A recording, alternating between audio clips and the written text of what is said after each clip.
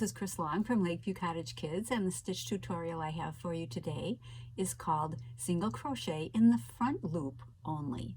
And this gives a really nice texture and kind of a ribbing effect, and you can use it for so many things like trim on a blanket, the ribbing around a hat.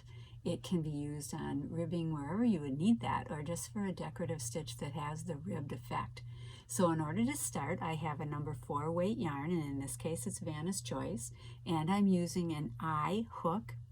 And in order to do this, I'm going to make my slip knot, and you can do this with any number of stitches. So for the purposes of the demonstration, I'm going to chain 12. So we'll do 1, 2, 3, 4, 5, 6, 7, 8, 9, 10, 11, 12. Okay, so there are our 12 chains. Now we're going to start with our base row, and this will be a single crochet row, and we're going to start with the stitch going into the second chain from the hook. Okay, so we're going to just do a regular single crochet to give us our foundation row. 2, 3, 4, 5, 6, 7, 8. Looks like I split that last one. I'm going to redo that.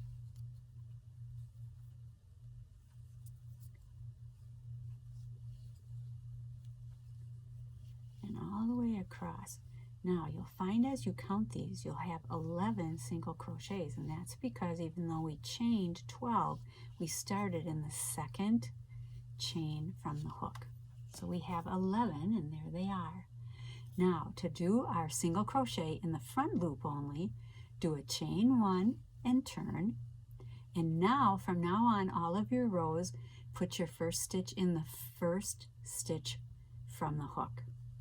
And in order to do this, we're going to just, if you remember looking at your V's when you make your stitches, we are going to do our single crochet in this row in just the front loop.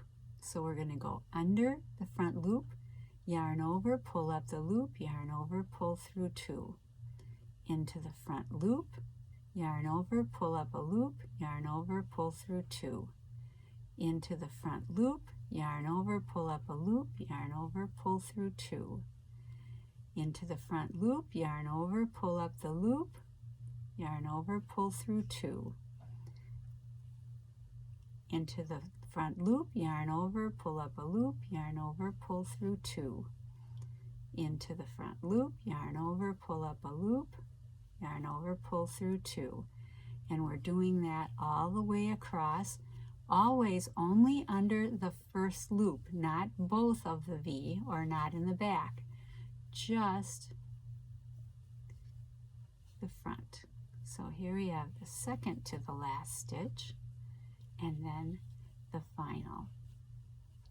Okay, so there is our first 2 rows. Now it looks pretty flat on this side, but if you turn it over, you're getting a little bit of texture and some raised loops on the back. We'll do one more row so you can get the idea. Do a chain 1 and turn. Again, going into just the front loop of the first stitch, yarn over, pull up a loop, yarn over, pull through 2.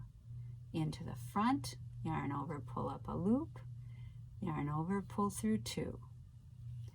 Into the front, yarn over, pull up a loop, yarn over, pull through 2. Into the front loop, yarn over, pull up a loop, yarn over, pull through 2. And that's what we're doing all the way across.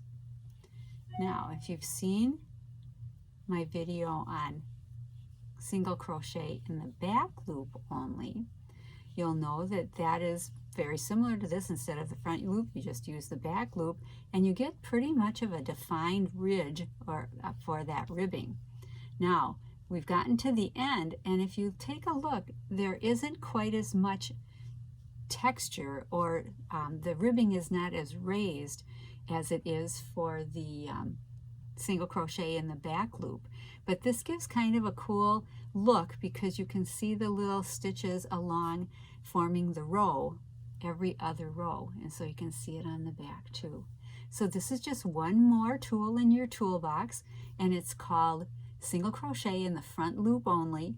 And this one you'll see in a pattern, it'll say SCFLO, and this one is single crochet in the front loop only. So if you see that in the future, you know what it is.